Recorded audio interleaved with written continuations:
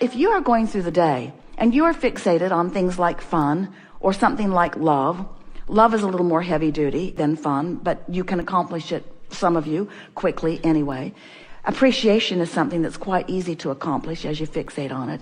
As you find these words, these emotions, and you set out with a determination to stir the feeling of them within you, what you're actually doing is using something that's easy to come by as your focal point in order to engender a vibration that then becomes, for now at least, a dominant part of your grid. So there's a grid about this and a grid about that and a grid about this, a grid regarding this person, a grid regarding this person.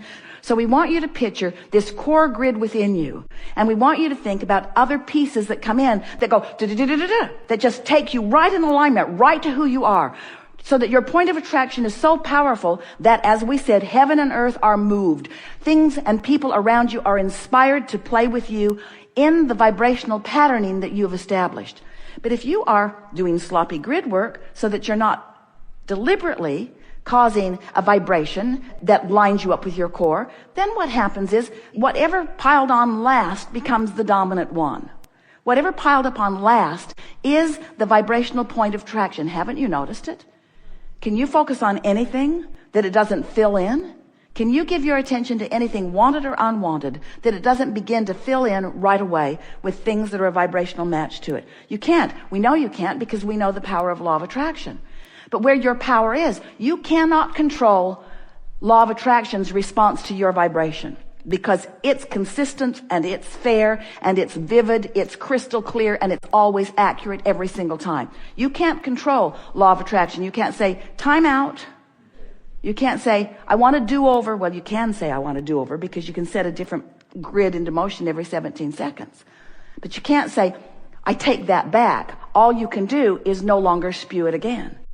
Some years ago, we were offering an analogy that it's like you're moving through time and you're spewing this red, inky, misty stuff out there.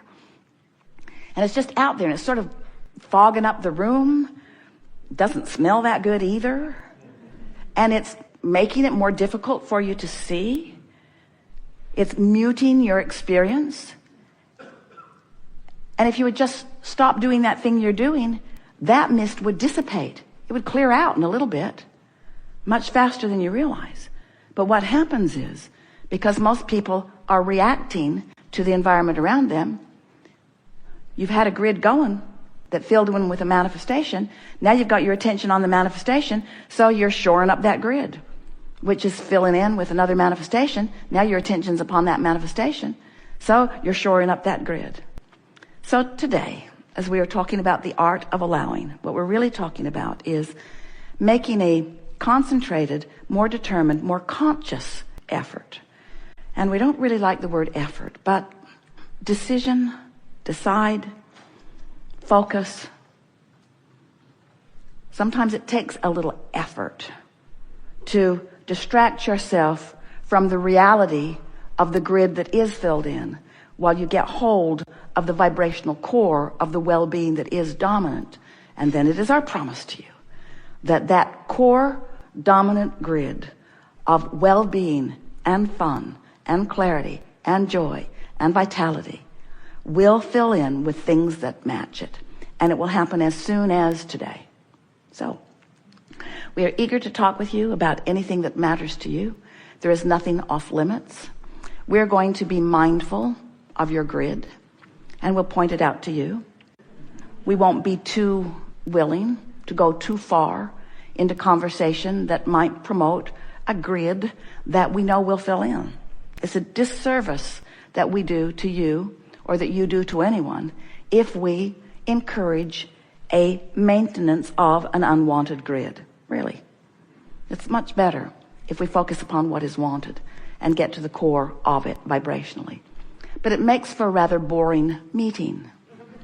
Just like it makes for a rather boring moment as Esther is just writing fun. Abraham really knows what fun is. Yes, sir. That's really a lot of fun. What do you want to talk about? You're ready. Well, let us just say in advance, this is going to be really fun. Start right here.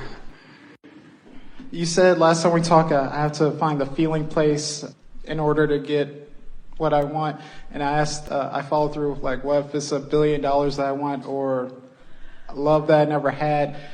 Do I have to find that specific vibration? What if it's something I've never had? You see what happens? That's why we want you to get more general.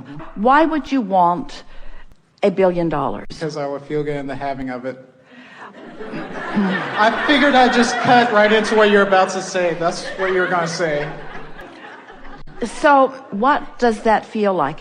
What does that mean? How would you feel to have unlimited resources? Really good. Define it in more emotional terms. Freedom. Free. So Right. stay there with the feeling of freedom. What do you mean free? What does free feel like? To do whatever I want, whenever. We've elicited from you some specifics that introduce resistance, because freedom from stuff I don't want to do. So go back to the feeling of freedom and describe it in emotional terms that feel only positive. Ability. More able to do what I want. We're not feeling it. Okay. Good.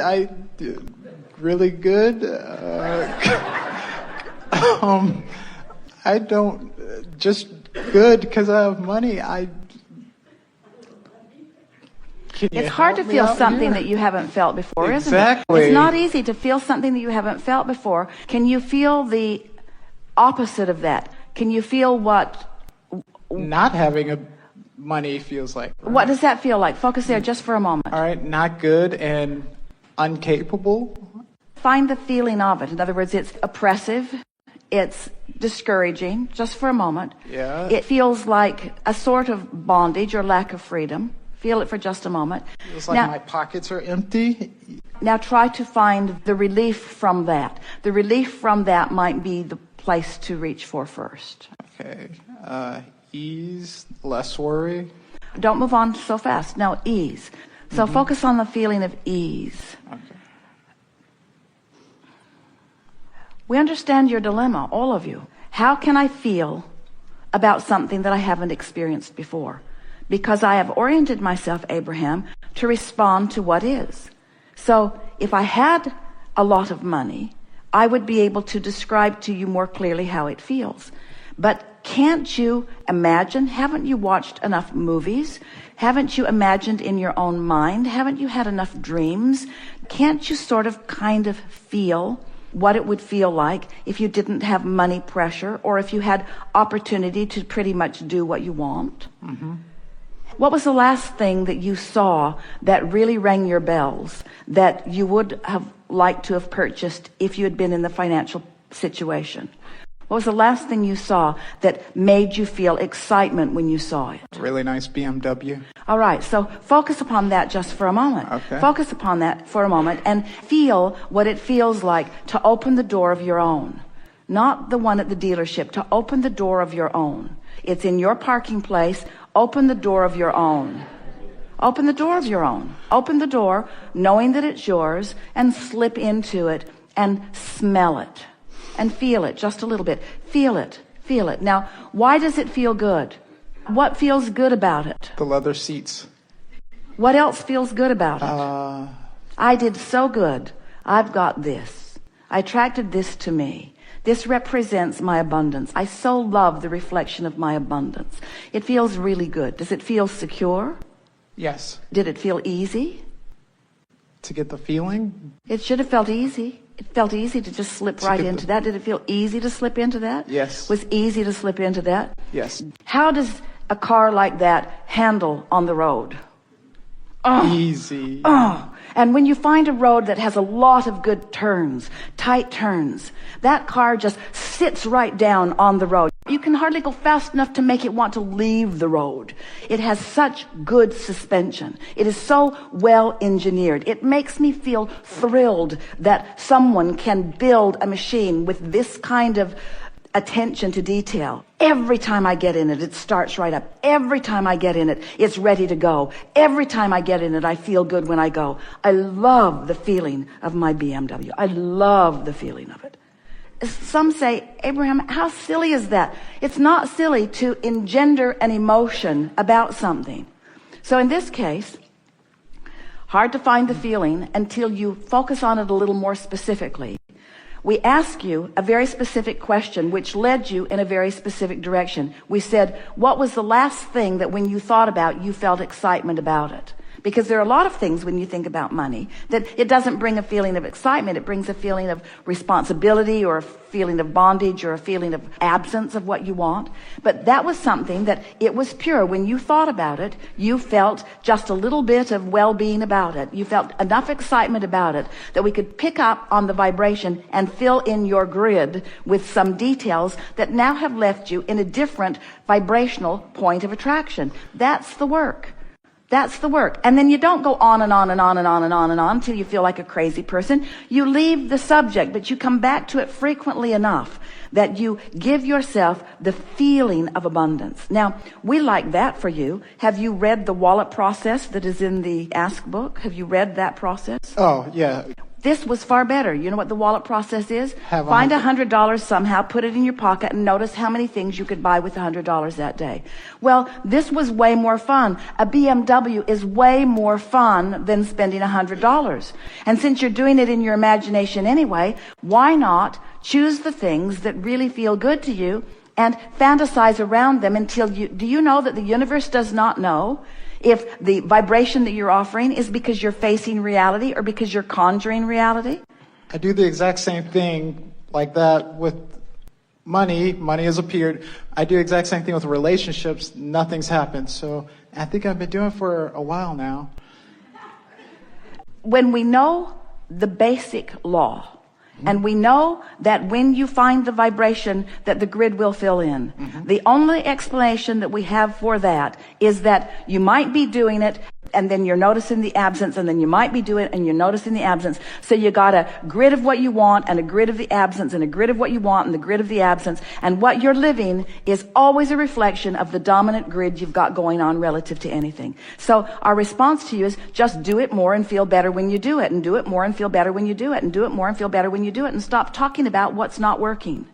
Is it possible to overdo it at all? Like if visualizing, try... It's not possible to overdo it unless it starts to feel not good when you're doing it. In other words, if you really don't believe it and you're badgering yourself with trying to cover up how you really feel with words. Are you getting the point of this? This whole exercise, this whole process of the grid is to affect the way you feel. And you can tell if it's working. You can feel when we're playing the game with someone in the chair. You could feel what wasn't working with him, couldn't you? And then didn't you feel it when it shifted? And don't you have enough time that you can just feel around on different subjects until you get it? You just have to care enough about shifting a little energy within yourself that you're willing to stick with it until the energy shifts. And friends, this is not a difficult thing. You shift a little energy with an exercise that might take you as much as 5 or 10 minutes, and the grid will start filling in to give you evidence of the success that you've had. In other words, you can get momentum going relatively easily. It's just a matter of caring about how you feel and believing that you are your own point of attraction. Do you believe that? Yes. Do you believe that things happen to people randomly? Not anymore. Do you believe that they are all offering a vibration and things are responding to that vibration? Yes. And do you believe that they have more control over the vibration they're offering than most are exercising? And do you believe that you have more control than you are deliberately exercising? Yes. And did you witness a shift in the way you felt just now as we were visiting? Yes. Do you think that you need Abraham to do that? Or do you think you could focus on a BMW and find that feeling yourself? I can focus. And do you think you have the ability to do it again? Yes. And do you think that when another and another, what's your favorite color of those? Blue. So when they show up as you're leaving today, when that one's there and that one's there and that one's there and that one's there and that one's there, it's in the parking lot, it's on the road with you. We want you to show yourself your power of attraction. But you can't show yourself your power of attraction if you don't deliberately conjure your point of attraction. If you don't deliberately conjure it, then when it shows up, you don't recognize that you've done it. You don't make the correlation between what you offered vibrationally and what came back to you in universal law of attraction, always equitable, fair, and accurate response. Every single time, you see. All right.